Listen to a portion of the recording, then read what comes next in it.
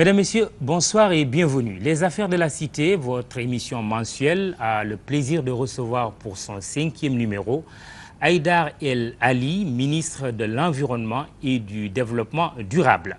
Notre invité est sans doute l'un des ministres qui font le plus de terrain à cause de son engagement militant depuis très longtemps pour la protection de la nature et des espèces qui y vivent.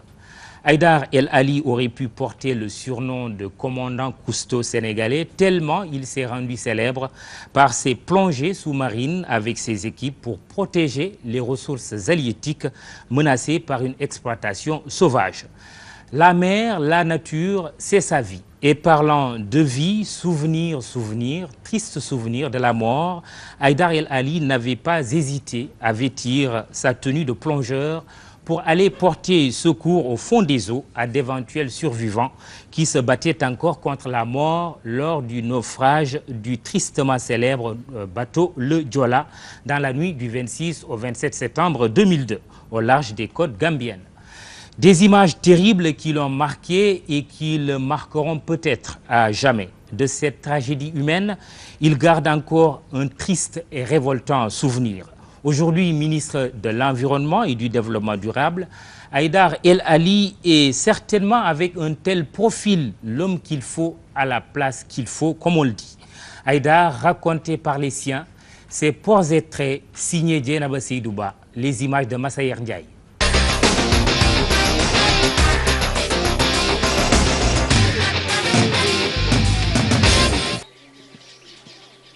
Terre, mer, deux mots qui résument l'existence de Haïdar El Ali. Son amour pour la nature pousse même les oiseaux à lui renouveler une gratitude incommensurable.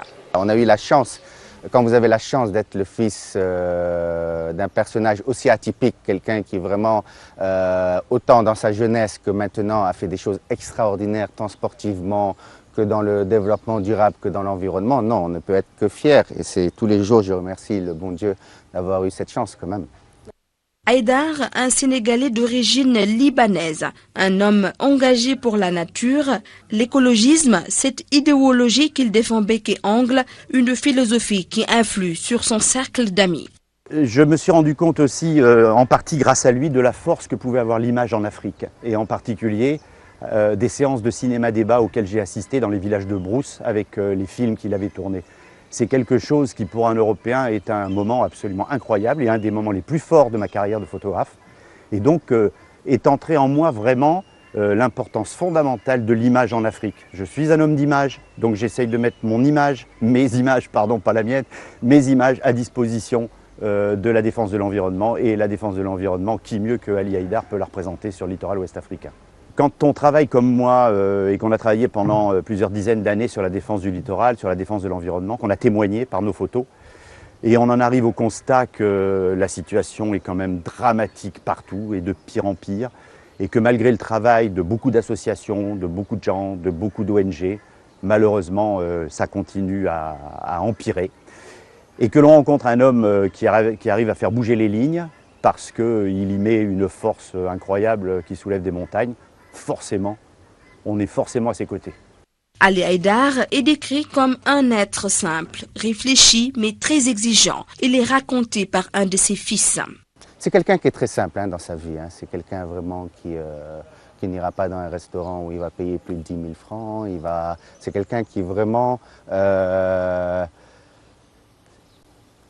Le mot simple est super. Maintenant, simple ne veut pas dire que c'est quelqu'un d'extrêmement avant-gardiste. C'est quelqu'un dans son comportement, même si c'est quelqu'un qui a vécu très longtemps sans la clim, c'est quelqu'un qui est, comme je dis, avant-gardiste. C'est quelqu'un qui pense que la nature va apporter à l'homme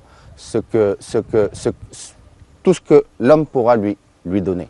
Donc, à partir de là, c'est quelqu'un qui a une vie extraordinaire, remplie de peine, de joie, de beaucoup de choses à la fois.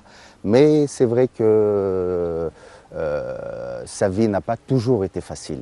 Mon père est un homme de combat.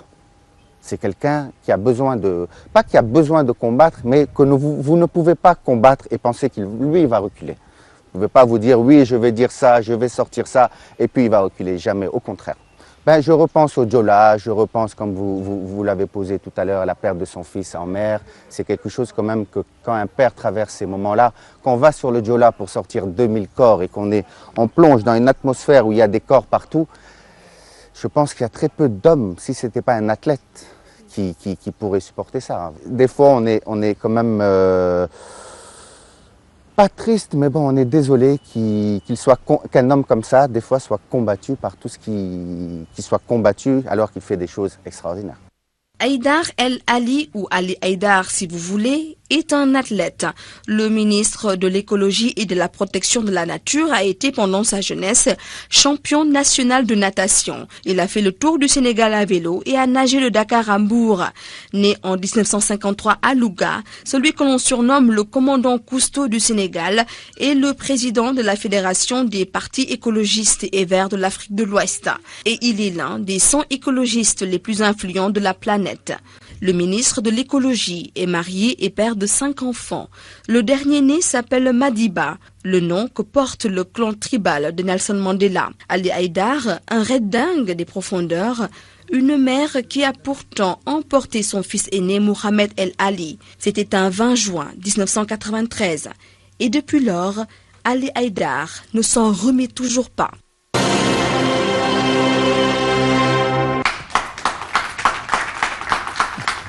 Merci à ce sympathique public qui assiste à cette émission Les Affaires de la Cité. C'est l'occasion de préciser d'ailleurs que le public va également poser des questions à Monsieur le ministre. Bonsoir. Bonsoir. On a tardé à vous saluer. Enfin, vous êtes là. Merci. Merci d'être venu à l'émission Les Affaires de la Cité. Haïdar Ali, hors de la nature, c'est comme vous êtes perdu. C'est ce qui ressort de ce portrait dressé par Dieynaba Seydouba. Effectivement, en réalité, je suis un homme assez simple, en fait, qui vit dans la nature, qui n'a pas besoin de grand-chose. Moi, je n'aime pas le luxe, je n'aime pas les choses qui brillent, qui font croire qu'on est dans un monde qui est différent, parce que je pense que, aussi haut que l'on soit assis, on est quand même assis sur ses fesses. Et je crois que le monde a besoin d'une réalité qui est en train d'échapper au monde. Parce que souvent les médias nous proposent des choses à travers la publicité dont on n'a pas réellement besoin. On ne nous pousse pas, par exemple, vers le consommer local, qui pourrait être une sortie de crise pour notre économie, parce qu'on importe trop de biens de consommation qui ne sont pas produits localement, ou de biens alimentaires, ce qui ne favorise pas la production agricole locale, etc. Donc moi, je milite vraiment, en faveur du consommer local, je milite en faveur d'un monde plus réel, plus porté sur la nature, plus porté sur la vérité. Mais cette nature ne vous a pas procuré que de la joie. Par exemple, cette plongée pour aller chercher ces corps coincés dans le bateau le Diola au fond des eaux, c'est aussi la perte de votre fils. Comment avez-vous pu vous ressaisir, vous relever après avoir vécu tant de tragédies? Je crois que quand on est généreux, et je crois que je suis quelqu'un de profondément généreux, quand on est généreux et qu'on est prêt à partager une partie de sa vie, qu'on est prêt à donner, ces choses, on les donne justement de la manière la plus généreuse. Le bateau le Diola, c'est un triste événement mondialement connu, qui a fait 2000 morts, plus de 2000 morts peut-être, c'est vrai. Mais ce n'était que le 31e bateau sur lequel j'intervenais. 2 mois avant le bateau le Diola, des pêcheurs de la petite côte sur un chalutier, il y a eu 7 morts par 42 mètres de profondeur. Il a fallu les chercher pendant une dizaine de jours pour les sortir tous. Et 2 mois après le Diola, au port de Dakar, un autre chalutier s'est retourné avec 2 morts. Donc, en tant que plongeur, et du fait qu'il n'y avait pas beaucoup d'activités de plongée au Sénégal, en tant que plongeur compétent, puisque j'ai 12 000 plongées, donc ça donne de l'expérience, je crois que je devais aussi rendre service à ces gens qui étaient dans le besoin. Donc, à Soumbédioune, à Anne, je me souviens souvent de gens qui venaient voir. Et comme j'ai perdu mon fils, je connais la douleur que peut éprouver un père de famille, une mère de famille qui a perdu son fils et qui vient te demander de l'aide. Et donc, je n'hésite jamais. Alors, vous êtes ministre de l'Environnement et du Développement durable depuis l'élection du président Macky Sall. Un sujet, un domaine que vous connaissez parce que vous êtes un militant de l'écologie. Quels sont les défis pour le Sénégal dans le domaine de l'environnement aujourd'hui?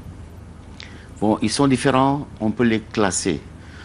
On peut dire que le défi écologique de la ville, Mbebes, les dépotoirs, le déchet plastique, les pollutions industrielles, les pollutions des voitures, le problème écologique de la ville est complètement différent de celui de la mer, donc de la gestion des ressources halieutiques, que de celui de la forêt, avec la salinisation des sols cultivables, avec l'avancée du désert, avec la disparition de beaucoup d'espèces animales aujourd'hui qui sont en train de disparaître et qui ne reviendront plus jamais. Donc c'est fini. Et je trouve que donc c'est différent. Quelles sont ces espèces animales qui ne reviendront plus jamais et qui vont nous manquer? Il y en a beaucoup, il y en a qui sont sur le point de disparaître. Bon, peut-être que si je dis le mammouth, tout le monde va savoir c'est quoi un mammouth qui a disparu. Il y en a plus sur la Terre, sur la planète. Il y a beaucoup d'espèces de poissons qu'on voyait avant à Saint-Louis, quand j'étais jeune. Je voyais des collines de ngot, donc le tassergal. Aujourd'hui, il y en a très peu. On voyait des montagnes de roure, donc le mérou noir des profondeurs. Aujourd'hui, il n'y en a plus. Avant, quand même. Vous savez, avant, on exportait le tiof en coupant la tête, le ventre et la queue. On n'exportait que le muscle du dos. Tellement il y en avait. Aujourd'hui, même le caca qui est dans son ventre, il est exporté. Ça vous situe bien le problème. Donc, beaucoup de ressources et d'espèces sont en train de disparaître. Je donne un autre exemple forestier. On avait dans les années 70, 350 éléphants dans le Nyokolokoba. Aujourd'hui, on en recense 3. L'élan de Derby, qui est un animal qui n'existe que 115 spécimens dans le monde. Les 15 sont au Mali, les 100 sont au Sénégal. Donc c'est sûr que cet animal, à terme, si on ne fait rien, il va disparaître. Donc il y a beaucoup d'espèces aussi au niveau de la faune, des arbres qui sont menacés. J'ai assisté à un symposium où on parlait du Deuterium senegalensis, le ditar. Dans les années 50, il y avait beaucoup de deutérium, d'arbres de ditar dans le Cap Vert. Le Cap Vert, son nom, Cap Vert. Qu'est-ce qui est vert aujourd'hui dans ce Cap? Donc il y a beaucoup de choses qui disparaissent. Et on voit même que la verte Casamance est menacée aujourd'hui. Mais des défis nombreux et variés. Par quel bout avez-vous pris les choses quand on vous a nommé ministre de l'Environnement et du Développement durable? Vous n'étiez pas perdu, tellement peut-être envahi par des défis à relever? Pas perdu du tout. Envahi peut-être par le besoin de montrer, de faire. La priorité des priorités, quand on est arrivé au mois d'avril, la forêt était en train de brûler. Parce qu'au mois d'avril, il fait sec. Et partout sur la région de Casamance, de Kolda, de Sédhiou, de Kédougou, de Tamba, jusqu'au poussé vers Kaffrine, en avril, il y a des feux de brousse. Et donc, on a pris les devants, on s'est battu. Ensuite, les défis, c'est qu'il faut reforester aussi. Il faut lutter contre le braconnage, lutter contre la dégradation, mais il faut travailler à reforester. Et pour reforester, la meilleure façon de reforester, je pense que c'est d'atteindre les populations, de leur expliquer l'intérêt de planter un arbre. Et je dis toujours que si nous, pères de famille, nous avions par exemple, au moment de la naissance d'un enfant comme Madiba, vous avez raison, il a 4 mois aujourd'hui. Madiba Nelson Mandela. Si on plante 20 arbres pour cet enfant, imaginez-vous que quand il aura 20 ans, qu'il vous dira, papa, j'ai mon bac, je vais à l'université, tu lui diras, allons au village, j'avais planté 20 caïcédras pour toi. S'il les coupe, il a 10 millions de francs. Alors, la forêt, Ali Haïdar en parle beaucoup, ce qui va nous donner droit à un échange intéressant tout à l'heure entre le ministre et les exploitants forestiers. Il faut aussi saluer la présence des étudiants de l'Institut des sciences de l'environnement et puis nos deux confrères, Mohamed Ali Conté, géologue, géographe, aussi ancien volontaire des Nations Unies, et Papis Diaw, rédacteur en chef chargé des questions environnementales de TFM, vont nous rejoindre à la fin de cette émission pour poser des questions. Le premier sujet dont on va parler, c'est un sujet qu'on n'évoque pas souvent. Il s'agit de la pollution de l'air que nous respirons. Suivez ce reportage de Fatou Kinedem.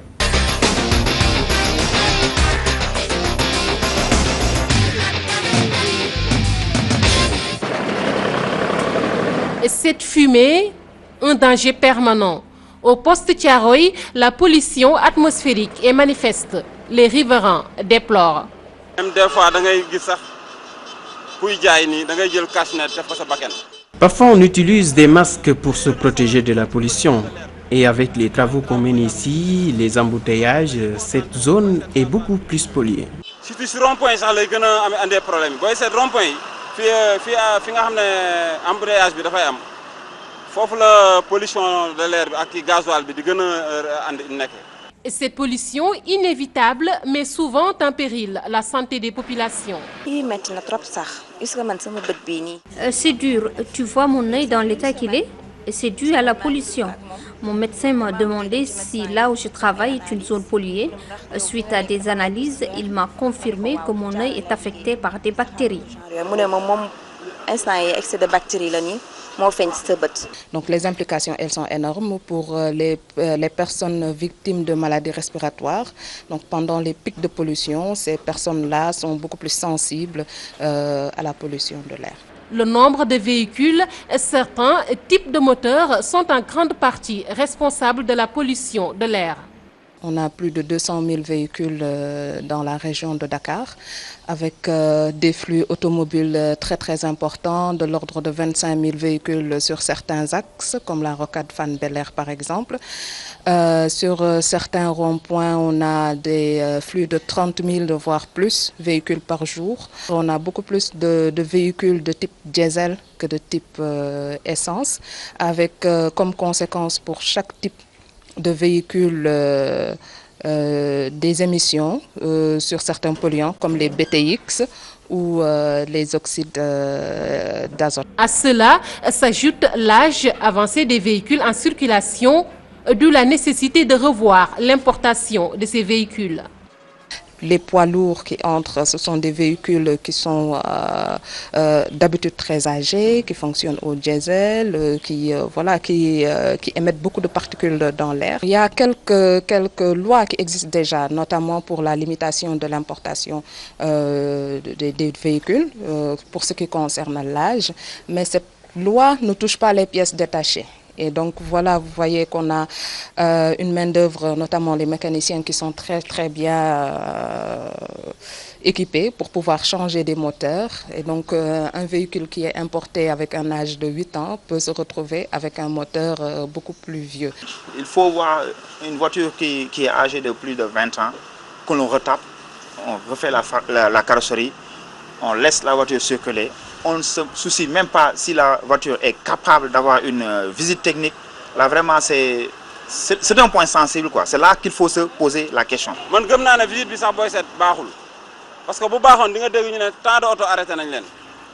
Moi, je crois qu'on ne respecte pas les visites techniques concernant les voitures. Il y a certains véhicules qui ne doivent plus circuler. Outre poste Thiaroye, croisement Cambérène, Patte-d'Oie, Castor et le port autonome de Dakar font partie des zones les plus polluées de la capitale. Au sujet de Fatou Kinedem sur la pollution atmosphérique à Dakar, on va donner la parole à professeur Mor Ndiaye, pneumologue. Je sais que c'est une question qui vous préoccupe beaucoup. Commentaires après avoir regardé ce sujet, mais aussi des questions à Monsieur le ministre de l'Environnement. Merci Mamoudou. Je suis sur ce plateau en ma qualité de président surtout de la Société sénégalaise de santé au travail et environnement et en tant qu'agrégé de santé au travail. Il est bien vrai que la pollution de l'air constitue une véritable préoccupation pour les médecins que nous sommes. Parce que vous savez que lorsqu'on a des pics de pollution, il y a beaucoup de maladies respiratoires qui rentrent dans des phases qu'on appelle des exacerbations. Un asthmatique qui n'avait pas de crise va rentrer en crise. Quelqu'un qui a une bronchopneumopathie chronique obstructive va rentrer également en crise.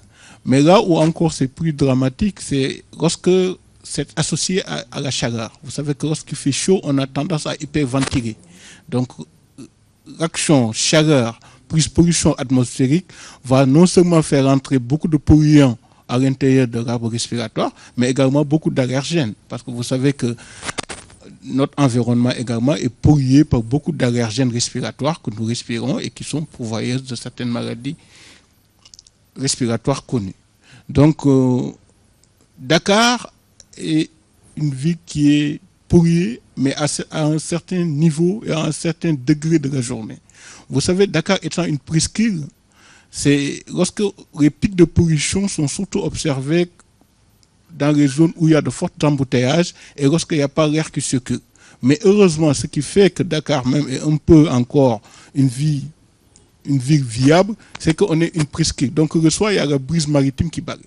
Heureusement cela. Heureusement qu'on a cet aspect de la chose. Voilà. Heureusement, il y a la brise maritime, mais comme l'a dit le professeur Mondia et monsieur le ministre, il y a de la pollution de l'air, il fait chaud, des facteurs réunis qui menacent gravement la santé publique. Est-ce que vous avez pris en main cette dimension qualité de l'air que nous respirons à Dakar et au Sénégal de manière générale? À la direction de l'environnement qui est rattachée au ministère de l'Environnement, il y a un service qualité de l'air qui est équipé d'antennes relais qui sont placées à Anne, au port, sur Tiaroy et sur le plateau et qui nous donnent des informations.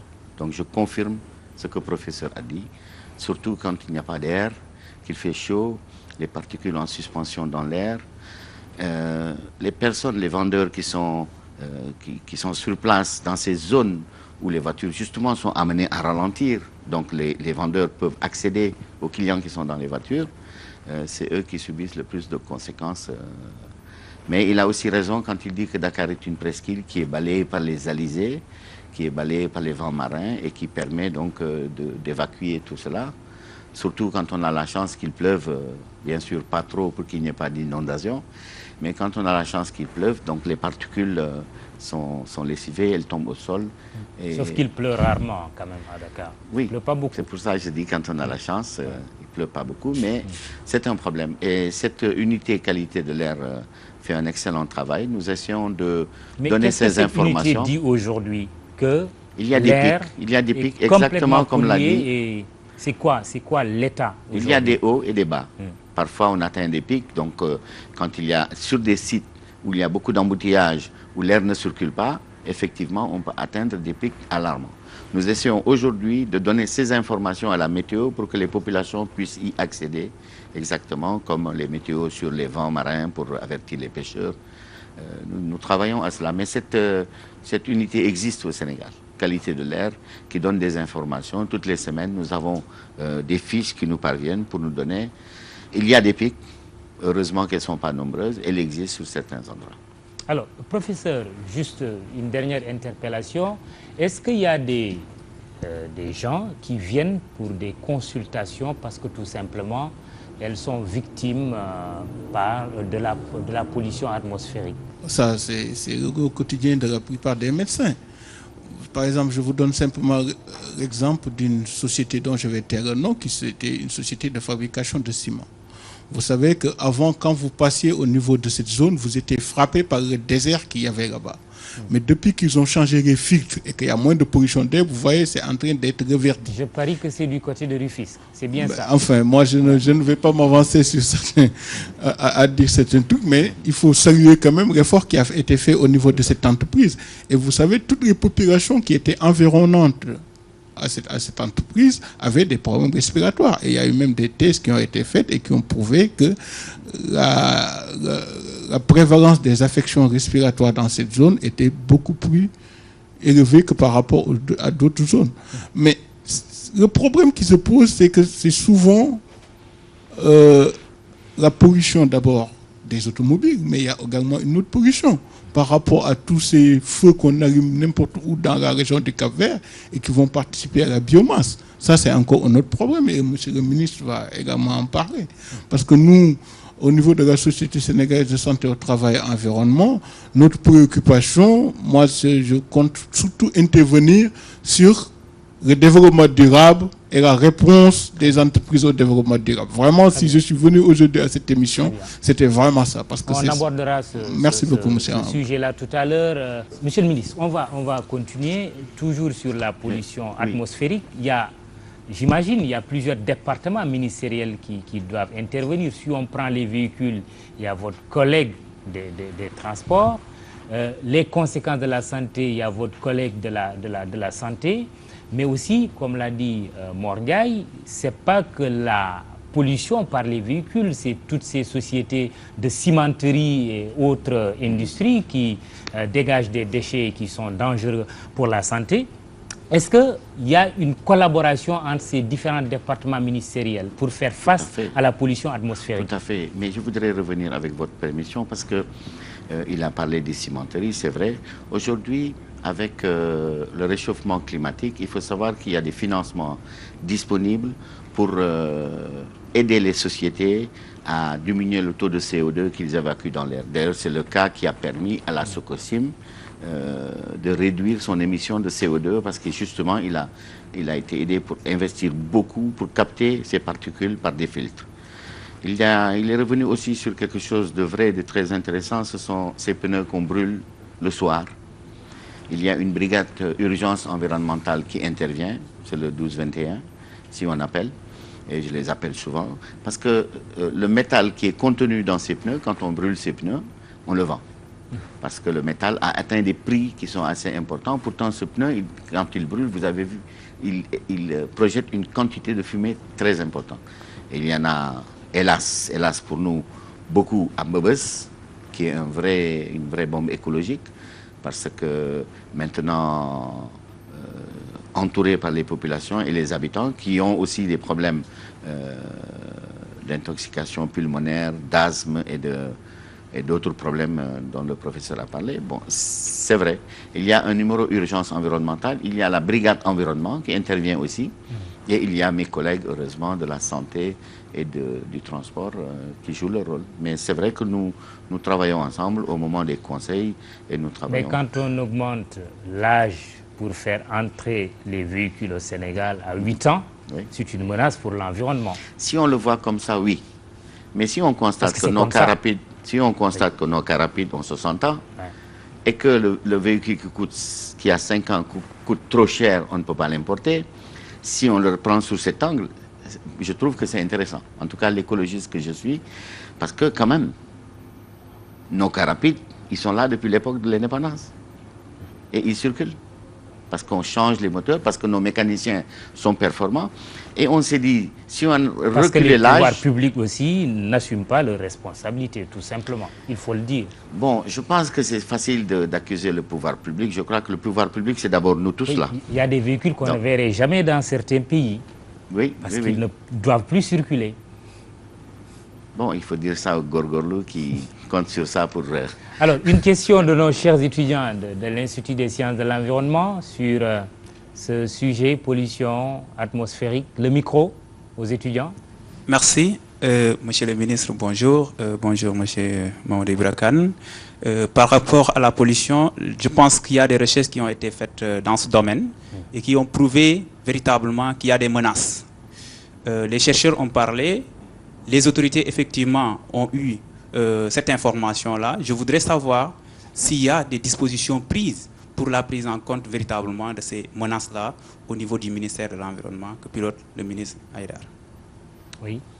Alors, il y a quelque chose qui est très important qu'il faut savoir et qui fonctionne aujourd'hui, ce sont les études d'impact sur l'environnement. Quand une société nouvelle s'installe, elle est obligée de faire une étude d'impact sur l'environnement qu'elle va causer. Mais ce n'est pas le cas pour les usines qui étaient là, en place, depuis les époques et qui se sont installées, telles que les ICS, la Sénélec qui est au Cap des Biches, la SAR et toutes ces industries, la Sonacost, qui sont de vieilles industries, ou comme celle que vous avez citée tout à l'heure, la Socosim, qui sont de vieilles industries. Mais les études d'impact aujourd'hui, dans la loi, sont obligatoires. Maintenant, je crois qu'il est important quand même de souligner, et que nous acceptions tous, que c'est nous le Sénégal. Il ne faut pas reporter le problème vers d'autres, c'est notre comportement citoyen. C'est pour ça quand nous avons organisé les journées éco-citoyennes, c'est pour amener le citoyen, lui, aujourd'hui, à avoir un comportement responsable vis-à-vis de son environnement proche, lui-même. Mais on ne peut pas, je pense, seulement dire c'est les autorités politiques. C'est un problème d'éducation, c'est un problème, en tout cas, urgent à régler. Moi, je suis d'accord parce qu'il y a trop d'asthme. Moi, mes 2 filles sont asthmatiques, donc je sais de quoi le professeur il parle. Quand il y a des pics, elles vont voir le docteur Ayad parce qu'elles sont en crise. Donc, on le vit, il y a de plus en plus de cas d'asthmatiques. Le réchauffement climatique, c'est une réalité. Donc, c'est du fait de la surproduction industrielle, du fait de la... et puis du fait de l'humanité qui augmente, et tout ça. Mais la solution ne sera pas une solution baguette magique, ce sera une solution d'éducation, une solution de comportement, et une solution que nous trouverons et adopterons ensemble, hein. Il ne faut pas croire que ça viendra d'un groupe ou de... Des études d'impact environnemental pour des industries qui s'installent, mais celles qui sont là doivent également être obligées à respecter les normes. C'est à ce niveau-là peut-être que c'est même encore plus délicat. Qu'est-ce qui est fait pour répondre justement à la préoccupation développement durable de professeur Mohandiaye, par exemple? Il y a un gros financement qui a été mis en place par l'AFD. Et avec quasiment 0 taux d'intérêt pour inciter les industries, justement celles-là dont vous parlez, à revoir leurs émissions, à revoir la durabilité de leur production. Et le taux de prêt, il frise 0%, justement pour les amener à investir dans le développement durable.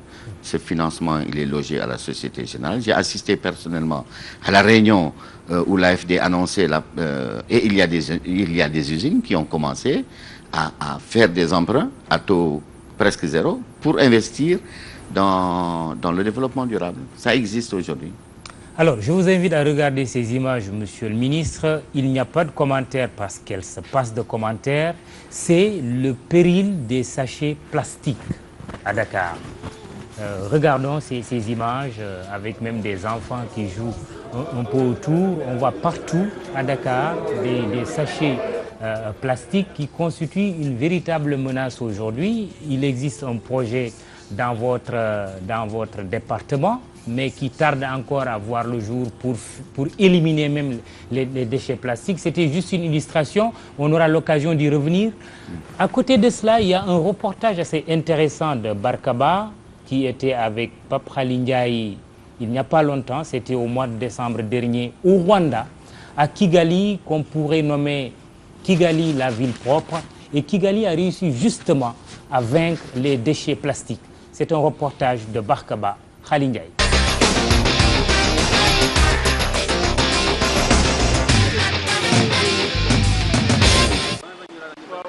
Des policiers et des militaires omniprésents dans les rues. À Kigali, les autorités ne plaisantent pas avec la sécurité.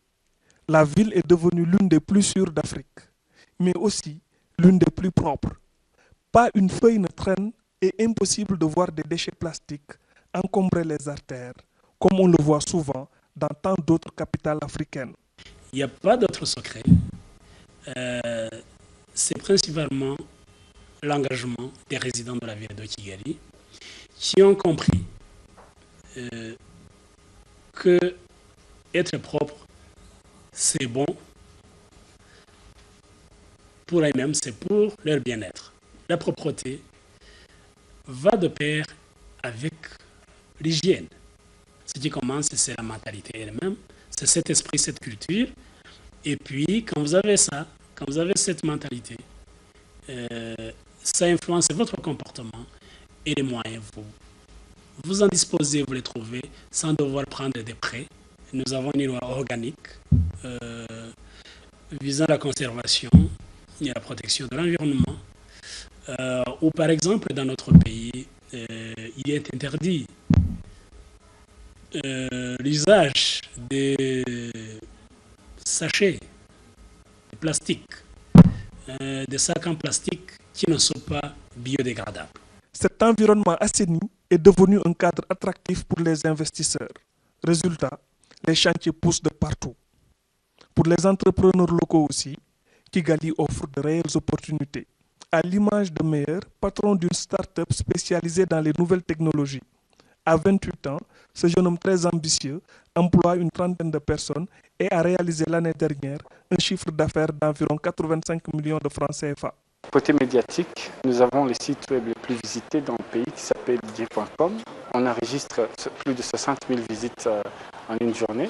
On n'a pas vraiment investi grand-chose. On était à l'université, on n'avait pas d'argent. On a investi que notre temps et des savoir-faire. Et puis par après, on a commencé à se faire de l'argent d'une façon grandissante. Avec un taux de croissance de près de 8%, le Rwanda est résolument tourné vers l'avenir et se positionne clairement comme le nouveau Singapour de l'Afrique. Monsieur le ministre, ce reportage à Kigali, une ville propre, une ville verte, une ville sans déchets plastiques, tout le contraire de Dakar. Votre commentaire à la vue de ces images? Bon, je suis satisfait pour le Rwanda parce qu'ils ont su donc prendre les mesures, mais vous avez entendu l'intervenant, il a dit que c'est une affaire d'éco-citoyens. Ce sont les individus qui ont accepté. Qui parmi nous ici refuse le mousse plastique quand tu vas acheter quelque chose à la boutique du coin? On te le donne gratuitement. Qui le refuse réellement? Très peu de gens. Pourtant, vous n'êtes pas obligé de le prendre. Mais par réflexe, vous le prenez. 5 mètres plus loin, il se déchire, vous le jetez dans la rue. Donc, je pense que si le Sénégal... Que ce sachet ne devrait pas exister. Ce sachet en plastique.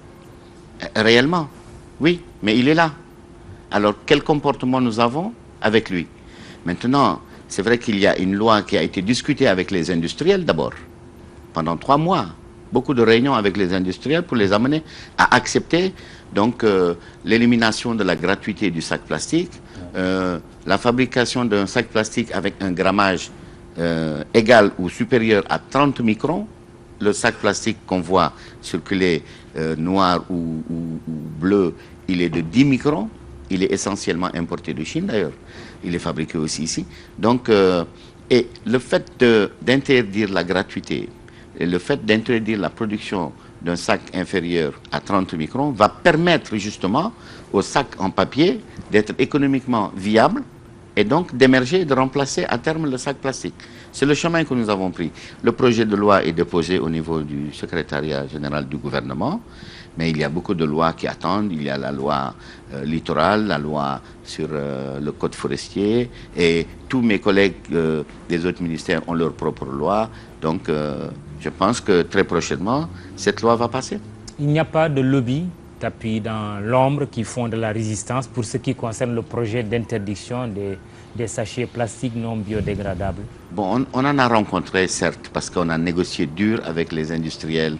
On en a rencontré parce qu'ils voulaient amener la production à 20 microns, mais on a tenu bon, on a discuté, on a expliqué, et on est tombé d'accord sur les 30 microns. Maintenant, tapis dans l'ombre, pour l'intérêt de qui? Parce que la priorité, c'est quand même le Sénégal. La priorité, c'est qu'à l'entrée et à la sortie de nos villes, on ne voit plus ces spectacles désolants. Je crois qu'on va y arriver.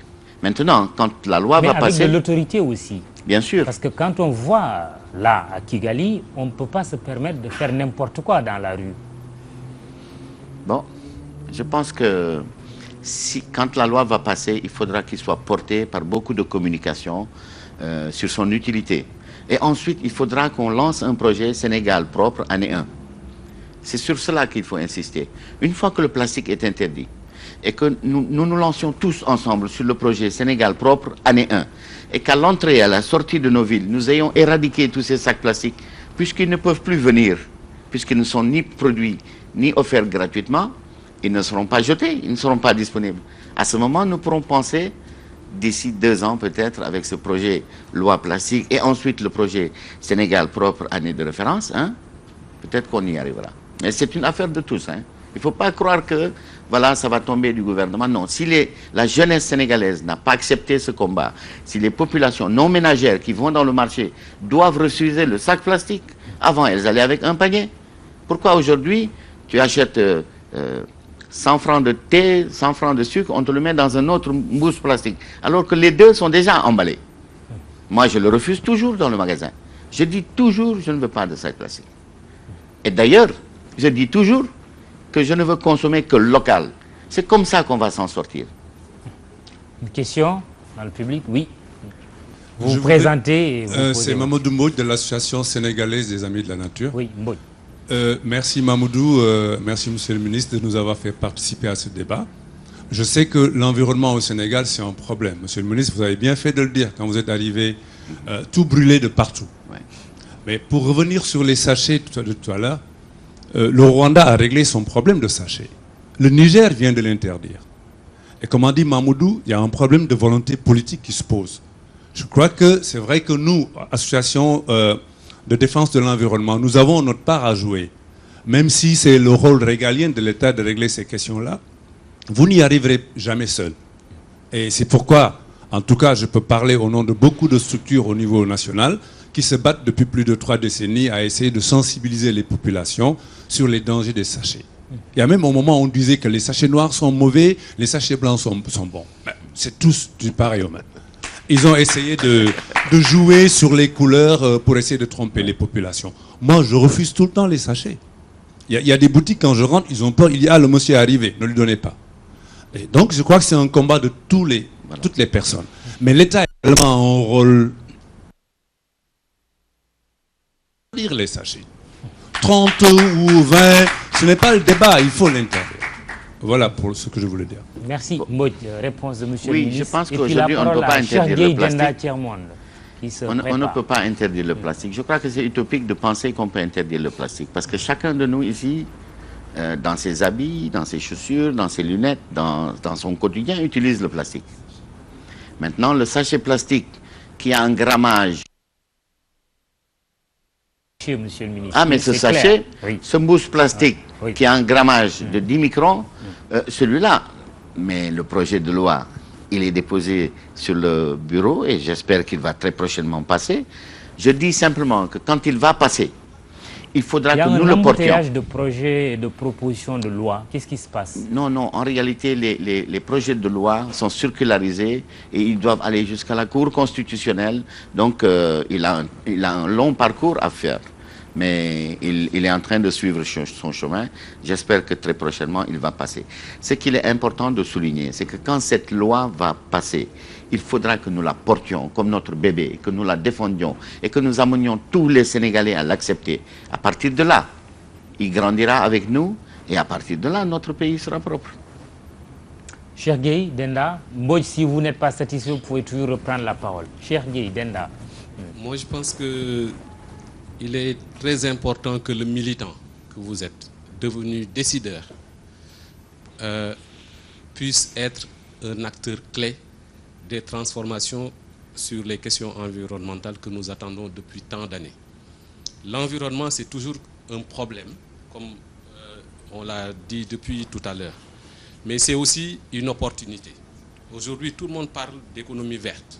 Tout le monde parle de possibilités de croissance économique nouvelle à partir de l'environnement et à partir d'une nouvelle volonté politique. On le voit à travers notre stratégie nationale de développement économique et social qui prend en charge la question des changements climatiques, de la résilience du Sénégal, les questions des villes, mais aussi les questions agricoles. Donc, faire de l'environnement un levier pour une transformation de l'économie. C'est quelque chose qui est possible et il est très important que le militant puis décideur que vous êtes puisse être un acteur de ce changement.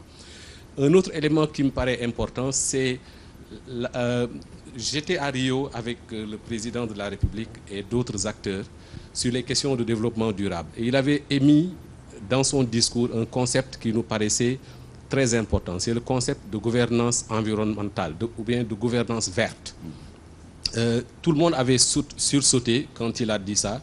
Et depuis lors, moi, j'attends de voir dans quelle mesure cette gouvernance verte se traduit de manière transversale dans les politiques économiques et sociales au Sénégal.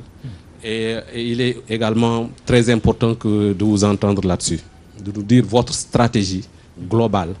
Parce que tout à l'heure, on parlait d'environnement dans le domaine de la santé, dans le domaine et dans plusieurs autres domaines. Il est important de voir quelle est la stratégie de l'État de manière transversale. Très bien. Merci, cher Gueye. Question qui recoupe aussi celle de Mamadou Moïtou. Prochainement, il va passer.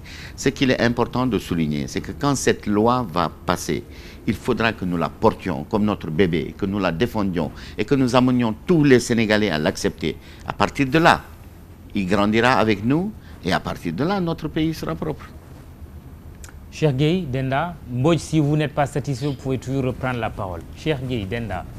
Moi, je pense qu'il est très important que le militant que vous êtes, devenu décideur, puisse être un acteur clé des transformations sur les questions environnementales que nous attendons depuis tant d'années. L'environnement, c'est toujours un problème, comme on l'a dit depuis tout à l'heure. Mais c'est aussi une opportunité.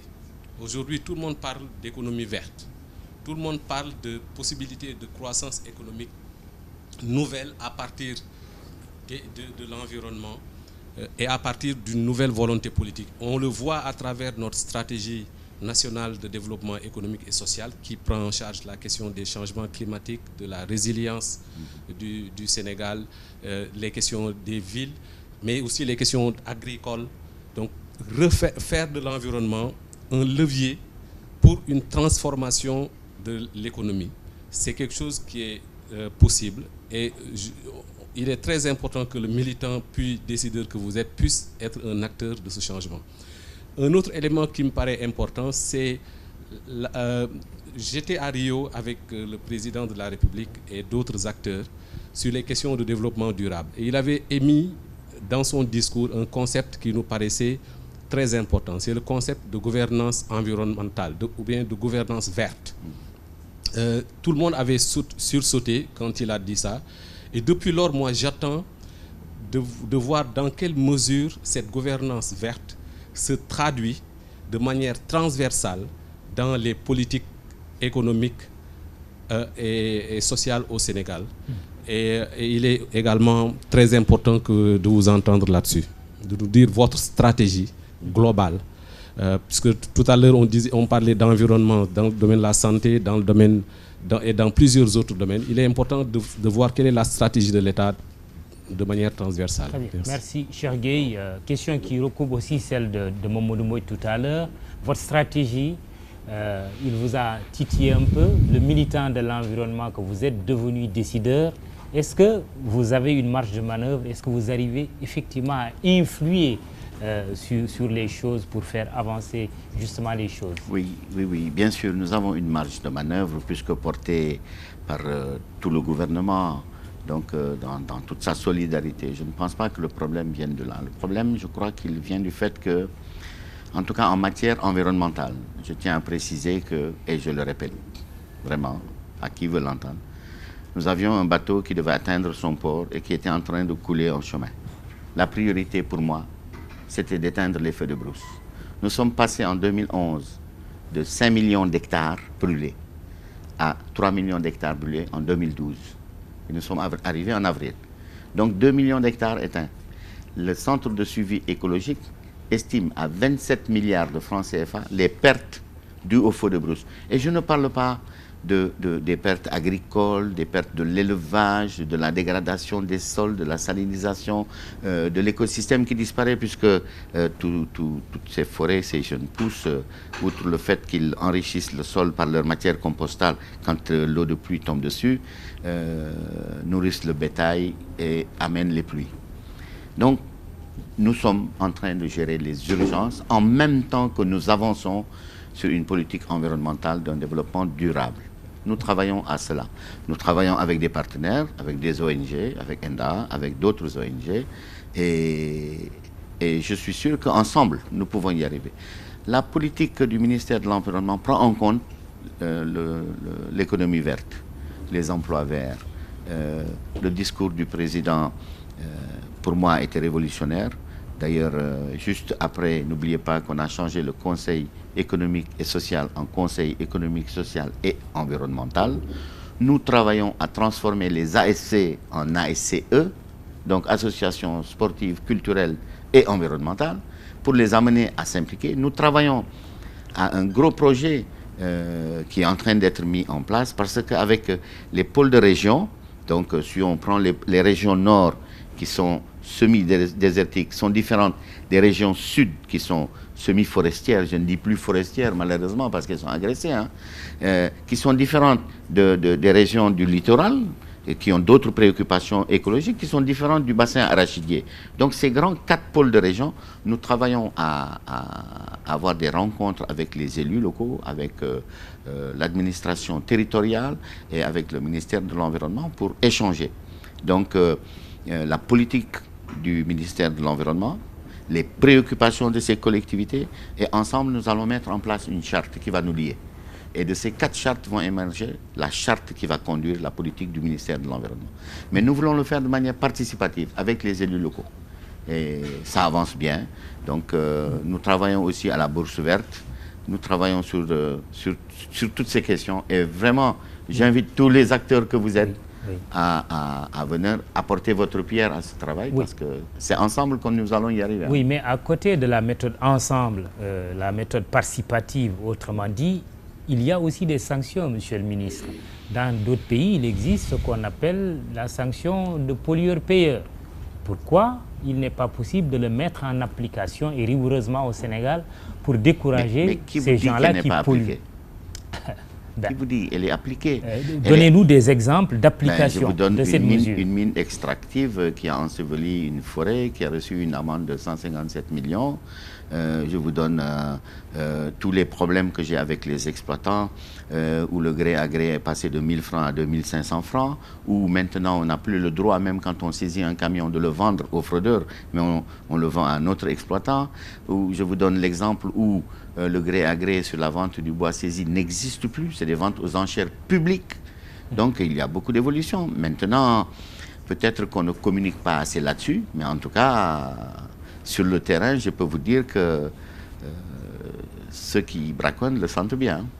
Très bien. Et aussi, peut-être que nous avons attaqué les grosses sociétés et en même temps nous avançons. Je crois que nous avançons maintenant, peut-être pas assez vite du fait des urgences. Je suis d'accord avec vous. Nous allons mettre les bouchées doubles, mais bon, en tout cas, il y a beaucoup de changements. Très bien. Je sais que le thème qui vous brûle les lèvres, mais aussi celle des exploitants forestiers, c'est justement l'exploitation de nos forêts, du bois et autres. Mais dernière question sur les sachets plastiques non biodégradables. Est-ce qu'on peut avoir un chronogramme? À partir de quelle date il sera interdit justement la commercialisation des sachets plastiques? C'est au moment de la discussion du décret, quand le décret va sortir, il sera promulgué une date qui va dire à partir de. Mais le décret sera voté. Dans parce qu'il faudra, dans 3 mois, très bien, dans 5-6 mois, il faudra bien permettre aux commerçants d'écouler leur stock. Mais ce sera une question de mois. Et en même temps, il faudra travailler avec les partenaires comme la douane pour l'importation, comme le commerce, et bien sûr mettre des unités de surveillance dans les commerces. Et surtout, il faut que la population, il faut que le peuple comprenne et accepte cette loi et nous accompagne là-dessus. Et qu'ils disent, mais non, je ne veux pas de ce sac plastique. C'est nous la réponse. Mais sauf qu'en attendant, le commerçant va écouler le stock qu'il a. Oui, mais il est obligé. Vous ne pouvez pas avoir permis par vos textes et lois à un commerçant d'importer un sachet en ayant payé son conteneur, en ayant payé ses droits de douane. Et parce que vous avez décidé d'une loi, vous dites non, ce stock tu le perds. Dédommagez-le. Bon. Mais avec quels moyens? Attendez. C'est un débat sans fin, peut-être. Mais les délais seront courts. Hein. Ce sera de l'ordre de... D'ailleurs, quand la Mauritanie récemment a pris la loi et l'a donnée jusqu'au janvier pour 2012 pour éradiquer cette loi, et elle l'a fait. Donc maintenant, en Mauritanie, on ne dispose plus du sac plastique. D'ailleurs, vous voyez bien qu'il y a une importation de ces sacs plastiques mauritaniens vers le Sénégal. Et nous travaillons à arrêter cette loi au Sénégal. Il faut aussi que la société civile demande à ce que cette loi soit votée. Moi, je l'ai proposée. Maintenant, j'attends qu'elle soit votée. Et bien sûr, j'espère qu'elle le sera prochainement.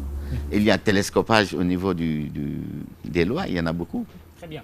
Je sais que les amis de la nature et tous les autres défenseurs de l'environnement vous soutiendront. On va passer à un autre volet. Question de prendre un peu d'air, d'aller du côté du parc de Nyokolokoba à la découverte des animaux. C'est 1 million d'hectares, vous me le disiez la dernière fois. Alors, on va suivre ce sujet de Serif Dia et de Djibilaye Diop après retour plateau pour aborder la question qui fait polémique, c'est la déforestation, les rapports entre le ministre de l'Environnement et les exploitants forestiers. Regardons ce sujet de Serif Dia sur le parc Nyokolokoba.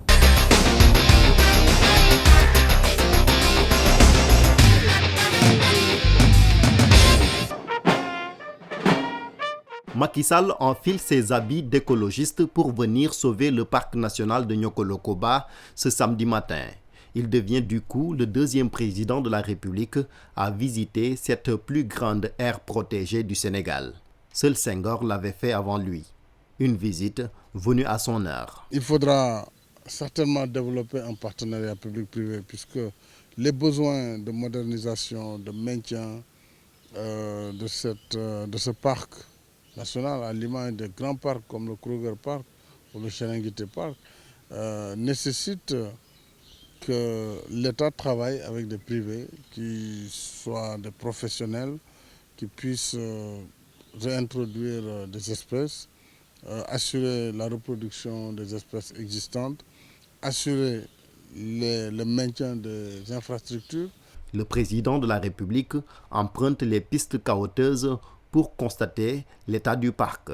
Il se fixe un objectif, le rendre plus attractif en y développant l'écotourisme. Nous avons besoin, bien entendu, de maintenir cet outil indispensable à la préservation de l'environnement, mais qui pourrait être aussi un facteur de développement du tourisme, sous l'angle de l'écotourisme. Et surtout, j'invite nos compatriotes à venir visiter chez eux cette richesse. Grâce à cette vue aérienne, on s'aperçoit de l'immense étendue du parc national de Nyokolokoba, 913 000 hectares. Malheureusement, l'UNESCO l'a classé depuis 2007 sur la liste rouge des patrimoines en péril. C'est vrai que le parc a été classé en danger parce que depuis que le corridor qui traverse donc le Sénégal pour aller au Mali a été ouvert avec le pont Kita, beaucoup de camions maliens traversent les 100 km de la route nationale du parc et il y a souvent des accidents. Nous en avons dénombré 14, dont malheureusement une panthère qui a été tuée. Il faut aussi savoir que dans le Nyokolokoba existe l'élan de Derby, qui est un animal extrêmement menacé de disparition. On dénombre une centaine d'individus dans le monde. Donc, au niveau de la planète, il n'y a que 100 élans de Derby. Et les 85 se trouvent au Sénégal. Donc, vous voyez combien il est menacé et combien il est important de le protéger à l'intérieur du Nyokolokoba. Pour redorer le blason du parc national de Nyokolokoba, le ministre du Tourisme et des Loisirs apporte sa contribution. Youssou N'Dour compte diversifier les espèces grâce à un partenariat bilatéral avec l'Afrique du Sud. Je voudrais remercier le président de la République parce qu'il n'y a même pas une semaine, je lui ai dit, monsieur le président, j'aimerais bien, comme on va à Tamba, on va visiter le parc. Il m'a dit, on y va. J'ai dit, je prévois un avion, il me dit, on y va par la route. Vraiment. Là, c'est une manière de nous encourager, d'encourager le ministre Ali Haïdar et moi-même. D'abord, je pense que le ministre Haïdar a tout un plan qui travaille avec aussi d'autres pays comme l'Afrique du Sud, le Kenya, l'Australie et autres. Donc je m'en réjouis. Là, je vais en Afrique du Sud. Je dois rencontrer mon homologue sud-africain avec qui nous allons parler de repeuplement, d'appuyer aussi ce qui est en train d'être fait avec le ministre Haïdar. De Simenti à la mare de Weini, en passant par le campement du Lion, le cortège présidentiel a parcouru des centaines de kilomètres. Au bout de 3 heures, la visite se termine sur une note d'espoir, espoir de sauver enfin cette diversité biologique. Retour plateau après ce sujet de Chérif Dia sur le parc Nyokolokoba. Monsieur le ministre, le parc Nyokolokoba, un patrimoine à préserver. Quelle est la politique en direction de ce parc, mais aussi de l'ensemble des parcs nationaux? Bon, déjà vraiment, il serait bien que le public sénégalais soutienne ces parcs et les visite. Nous avons le parc du Djoudj où dans 16 000 hectares, nous avons la troisième réserve d'oiseaux au monde, d'oiseaux migrateurs. Le Nyokolokoba, 70% des forêts galeries du Sénégal sont dans le Nyokolokoba, qui fait 1 million d'hectares à peu près. Donc, Les urgences dans le Niokolo-Koba, bien sûr, c'était de limiter les vitesses dans ce corridor qui est traversé par les camions miniers et les camions maliens, parce qu'ils gagnent 200 km en traversant par le pont de Kita, donc Tambacounda, le Niokolo. Nous avons mis 20 dodanes. Le parc était envahi, les mares d'eau du parc étaient envahies par des plantes épineuses qui empêchaient l'accès de la mare d'eau aux animaux. Donc nous avons éradiqué. Ça fait 30 ans que les scientifiques dénoncent cela de manière violente. Et depuis 2 mois, il n'y a plus cette plante envahissante parce qu'avec une centaine de villageois, avec des caterpillars, nous l'avons enlevée et nous avons même introduit une herbe très appétée, le bourgou, pour repeupler cet espace-là, de la mare cimetière et des différentes mares. Donc le Niokolo-Koba, c'est malheureusement aussi le braconnage. Nous avons instruit un système qui est très performant puisque nous sommes à une trentaine de braconniers arrêtés aujourd'hui. En 1 an, on a arrêté plus de braconniers qu'en 10 ans dans le Niokolo-Koba. Pourquoi? Parce que nous avons donné une prime aux gardes, une prime de 100 000 francs, en leur disant voilà, c'est très difficile de loger 1 semaine dans le Niokolo-Koba dans la brousse sous la pluie, mais vous avez une prime, exactement à l'image de ce joueur qui marque un but. Donc si vous attrapez un braconnier à l'intérieur du parc avec son fusil et son gibier, vous avez une prime de 100 000. Et on est à une de braconniers arrêtés avec les fusils. Donc pour nous, il y a aussi l'importation de 10 éléphants qui vont venir du Burkina très prochainement. Nous attendons les Africains du Sud le 14 août prochain. Quand ils vont venir, nous allons négocier sur le transfert, la capture, parce que c'est très compliqué d'attraper des éléphants. Il faut attraper toute la famille. Il faut les déplacer par camion depuis le Burkina jusqu'au Niokolo-Koba. Et nous recevons cette délégation le 14 août. J'ai bon espoir que très prochainement, le Niokolo-Koba va quitter la liste des parcs menacés pour rentrer dans la liste du patrimoine mondial de l'humanité. Alors, il y a aussi le parc de Hann ici à Dakar. Vous y faites un tour, surtout du côté du lac. C'est une puanteur qui vous repousse. C'est un parc presque abandonné. Oui. Qu'est-ce que vous êtes en train de faire concrètement? Le parc de Hann est un peu victime de son succès. Vraiment, il y a énormément d'élèves, qui viennent pique-niquer là. Nous avons l'association des amis du parc qui, derrière eux, essaie de nettoyer. Mais il est victime de son succès. Il y a trop de visiteurs. Malheureusement, c'est l'éternel problème que je disais tout à l'heure. C'est que les gens n'ont pas un comportement civique éco-citoyen qui fait qu'ils ne vont pas jeter leurs déchets, mais ils vont le remporter et l'amener dans la déchetterie ou dans la poubelle. Mais il y a surtout du côté du parc, quand je parle de puanteur, ce sont des oiseaux, on sait, on en a besoin, mais ce n'est pas entretenu. Les déchets dégagés par les oiseaux, justement, créent un environnement finalement repoussant. Tout à fait. Pourtant c'est une richesse. Malheureusement, c'est comme ça. C'est les animaux sauvages. Si vous allez sur l'île des Madeleines, c'est pareil, parce que le guéno, qui est donc ce que défèquent les oiseaux, est très fort comme odeur. Voilà, mais c'est comme ça.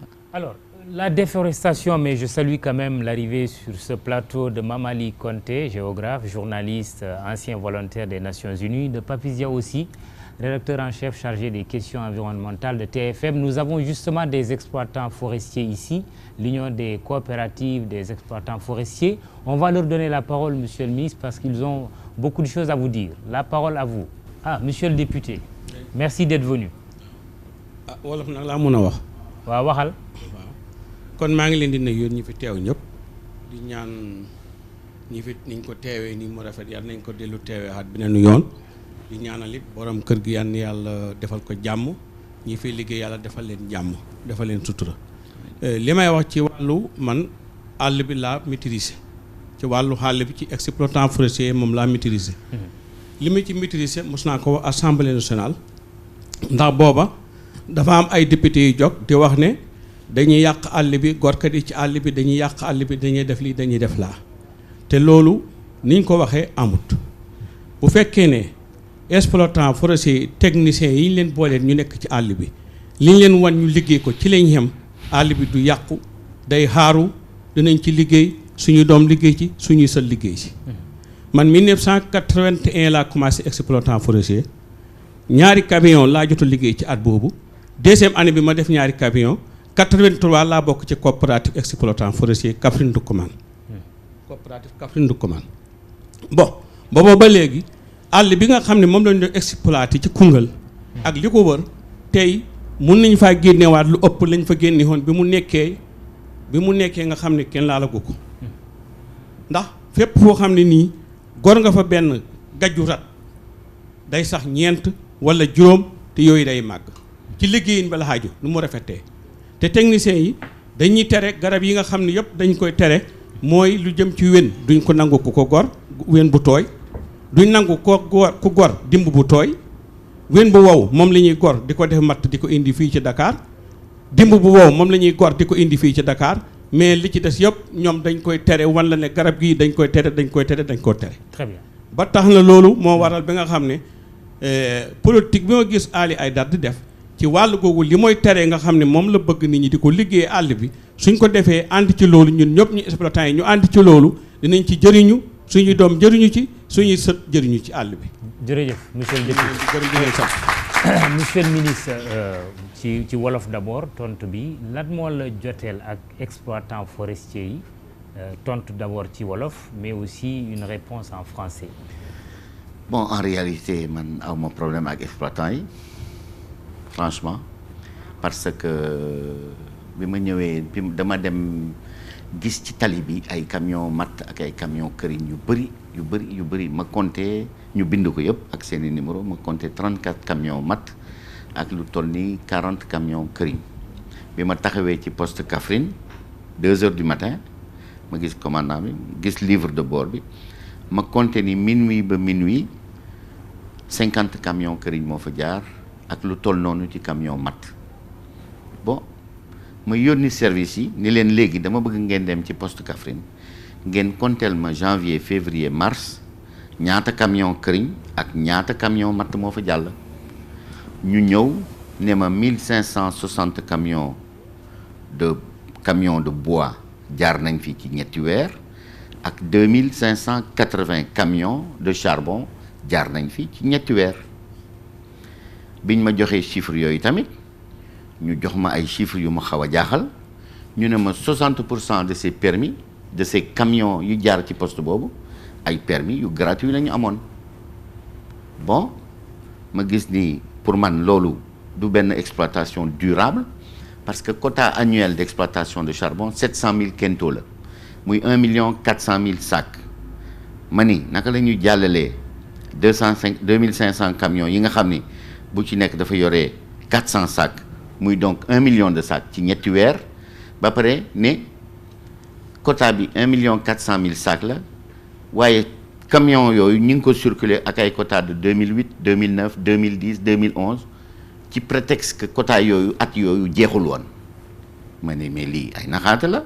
ñetti weer rek indi nañ 1 million de camions 1 million de sacs ba pare ñu ne quota bi jeexul ca at bi rek 1 400 000 sacs la ñu war a am ma woo directeur ma ne ko léegi permis yi nu muy demee mu won ma permis yi ma ne ko midi lii dafa yomb reproduire ku mu neex nga dem wut sa tampon dóor sa tampon nañu wut tampon sec nañu changer exploitation bi ñu jaaral ko ci yoon ca exploitant yi ci seen bopp dañu amoon ay formation yu leen wan luy forêt aménagée ñun eaux et forêt bi nekk xam ne direction bi ci ñun la nekk waxtaan ak ñoom def ak ñoom ay formation dem ak ñoom ci forêt aménagée yooyu donc bu ñu juboo ci loolu ñu tëral ko bon xëy na am na ñenn ñi nga xam ni kontaan ñu waaye dégg nga exploitant yi ñoom rafetlu nañu mesure boobu man tamit rafetlu naa ko parce que man li ma gënaloon sax mooy ñun ak ñoom ñu évoluer ensemble maanaam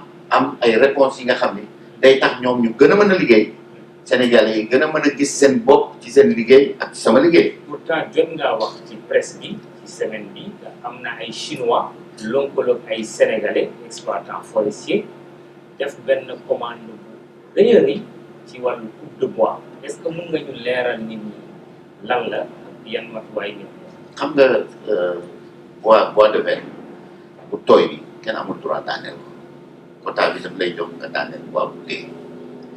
chinois yi nag ñoom comme loolu mun ñu ko am fii dañu dem ñu installé wu Gambie bi ñu installé Gambie dañu rangale seen moto yu bees bi ñu rangalee seen moto yu bees ñu ne xale yi boo leen duggee ci àll bi dinaa Yoro Fula bii fanweeri tronc yoo leen indi dinañ leen jox moto bu bees xale yi guddi lañ fay dugg Médina Yoro Fula département bu mag a mag awee forêt yi ñetti oto lañ fa am donc mënuloo wax ne di ngay jël garab bu nekk nga def fa benn gendarme léegi ñoom trafiquant yooyu dugg ci foofu di xool di yóbbu Gambie man dem naa ba frontière Sénégal ma gis ay jalu bois de veine mais mënuloo fa accéder parce que beneen réew la mais suñu wante la chinois yi commandé nañ 7000 conteneurs de bois de veine. Donc il y a une complicité de la Gambie. Complètement. 7000 conteneurs. Vous avez saisi votre homologue gambien. Ensuite, 3000 conteneurs. 3000 conteneurs ont été livrés. Il reste 4000 conteneurs à livrer. Et ils font la même chose en Guinée-Bissau. Ils font la même chose sur toute l'Afrique de l'Ouest. Maintenant, je peux penser que les autorités gambiennes ne sont pas au courant ou qu'ils sont complices, parce que ce n'est pas possible. Autant de conteneurs. Actuellement, il y a 385 conteneurs au port de Gambie, chargés de bois de veine. Mamadi Konté, pour introduire nos confrères, merci d'être venu. Merci Mamoudou. Bonsoir Monsieur le ministre. Alors, votre fils vous a raconté un peu tout à l'heure, mais je voudrais revenir un peu sur ce détail-là, pour dire que vous n'êtes pas né à Dakar. Et si je vous disais Louga, la mer, l'océanium de Dakar, est-ce que vous pouvez raconter l'autre Aliaïa? Bon, c'est vrai, je suis né à Louga, je suis né à Niamour. Mais très vite, à l'âge de 5 ans, on est allé à la rue 13, angle Blaise Diagne, Kër Salakassé, dans le Médina Tilène, marché Tilène Lamagué, et Gueule Tapée. Donc, quand j'ai grandi à la Gueule Tapée avec mon ami Alpha Kadam, qui est toujours mon ami, qui est toujours là, on se connaît depuis qu'on est enfant, j'ai appris et j'ai découvert la mer avec les pêcheurs sénégalais. Mais j'ai trouvé qu'on était à la surface de l'eau. Et j'ai eu la curiosité et le besoin d'aller voir ce qui se passait en bas. Donc j'ai mis un masque, je suis allé voir. Et à l'époque, la mer était tellement riche. Donc j'ai eu besoin, comme le commandant Cousteau, de montrer ça. Mais je ne voulais pas montrer la mer du commandant Cousteau, je voulais montrer la mer de Guédiou Ndakaaru. D'ailleurs, le premier documentaire que j'ai fait s'appelle Guédiou Ndakaaru. Donc j'ai montré cela aux Sénégalais pour leur montrer la richesse, la beauté et surtout ce qu'on en faisait en utilisant la pêche à l'explosif, en utilisant des filets dérivants qui ne sont pas biodégradables et en utilisant des techniques qui étaient hautement dégradantes. Donc c'est de là qu'est née la passion qui m'anime aujourd'hui, parce que pour moi, le Sénégal est extrêmement riche de sa biodiversité qu'il lui faut préserver, parce que son développement ne passera que par la gestion durable de cette biodiversité. Nous sommes toujours dans la vie de la cité. Je vais avoir une question que vous avez sans doute abordée avec Yann Arthus Bertrand quand il était en visite à Dakar. Vous avez visité l'île de Guetta et vous aviez vu que la mer était en train de charger les populations et qu'elle était en train peut-être pour beaucoup de partir. Aujourd'hui, il est facile, je crois, quand on est militant, de dénoncer les choses. Quand la veste change de couleur et qu'on devient ministre, qu'est-ce qu'on propose au Saint-Louisien pour faire que la mer s'arrête et ne les bouge pas? La première chose que j'ai envie de proposer aux Saint-Louisiens, et pourtant Dieu sait que quand j'étais à Dunbabadiaye, où le village entier a été déplacé, sur place, j'étais là avec les populations de Dunbabadiaye, et là, des filaos complètement verts abattus pour récupérer le bois de chauffe. Aujourd'hui, nos services sont à Kayar parce qu'on nous a signalé la présence de beaucoup de filaos qui avaient été coupés. Donc, cette bande de filao a été faite pour arrêter et ralentir les vents marins et l'avancée de la mer. Malheureusement, il est aujourd'hui agressé par des gens qui cherchent du bois et qui, au lieu d'élaguer les branches ou de planter des arbres, profitent de cette bande de filao pour couper. Donc la première solution, c'est que les gens doivent arrêter de couper. Maintenant, il y a des projets comme le projet d'adaptation au changement climatique qui a eu un financement de 8 milliards de francs, qui a permis donc de faire la digue de Tchaoulène, la digue de protection de Tchaoulène, qui est un financement de 3 milliards, et qui a permis aussi de mettre en place un projet qu'a gagné une entreprise qui malheureusement n'avance pas bien, malgré le fait que Tchaoulène soit un succès. À Sali, nous avons eu une entreprise qui a gagné le marché, mais qui avance difficilement. Donc, si ça continue, bientôt nous allons l'amener en justice. Mais en tout cas, il y a eu un financement d'adaptation au changement climatique qui a permis de financer des associations sur de la sensibilisation, de l'éducation à l'environnement et sur des grandes réalisations comme la digue de Tchaoulène. Mais les travaux sous-marins coûtent extrêmement cher. La digue de Tchaoulène, sur moins d'1 kilomètre, a coûté 3 milliards de francs. Nous avons un projet de restauration de la bande de Filao. Maintenant, je crois qu'il est plus prudent pour nous d'attendre que la nature retrouve ses équilibres. Parce qu'à partir du moment où on a creusé cette fameuse brèche dans les années 2003-2004, cette brèche de 4 mètres maintenant a permis à la mer de ravaler toute cette zone. Il faut permettre à l'équilibre de se réinstaller. C'est l'option que nous avons choisie. Et bien sûr, reloger les populations avec les financements des fonds d'adaptation au changement climatique. Très bien. Mamadou Papiziao. Voilà, merci Mamadou. Merci à Monsieur le ministre. On se retrouve quelques temps après Nyokolokoba avec la hantise des braconniers. Alors, aujourd'hui, ma question va dans un autre sens. Il vous arrive très souvent de travailler sur des questions environnementales. Alors, on échange beaucoup avec des spécialistes et également on échange avec des gens sur lesquels l'environnement impacte et inversement. Alors, ce qui revient très souvent, ce sont les spécialistes eux-mêmes qui vous disent « je vous renvoie au code de l'environnement ». Très souvent, c'est une question qui revient. Alors, nous qui sommes des profanes, on voudrait vous demander en quoi ce code est-il insuffisant? Est-ce qu'il doit être amendé? Ou est-ce que c'est la culture sénégalaise qui n'est pas en adéquation avec justement cette problématique un peu? Le code de l'environnement chez nous. Le code, il a des faiblesses. Effectivement, c'est sur les montants des contraventions. Je vous donne un exemple. On a arrêté une scierie qui avait peut-être une dizaine de troncs, dont 2 d'espèces hautement protégées qui n'avaient pas le droit de couper. Cette scierie a été verbalisée pour 3 millions de francs. Et elle a refusé de payer. Donc, elle avait interdiction de travailler jusqu'à ce qu'elle paye son amende. Au bout d'un moment, voyant que la scierie ne payait pas son amende, on est allé la voir pour comprendre. Et on l'a trouvée en train de travailler, toujours avec des espèces interdites. Alors, bien sûr, on l'a amenée en prison et où elle a été jugée. Mais l'amende, c'était 50 000 francs CFA. Mais je ne suis pas la justice. Si vous prenez un braconnier qui pêche à l'explosif dans notre pays, l'amende du code de la pêche, c'est 50 000 francs CFA. Donc c'est ça qu'il faut revoir.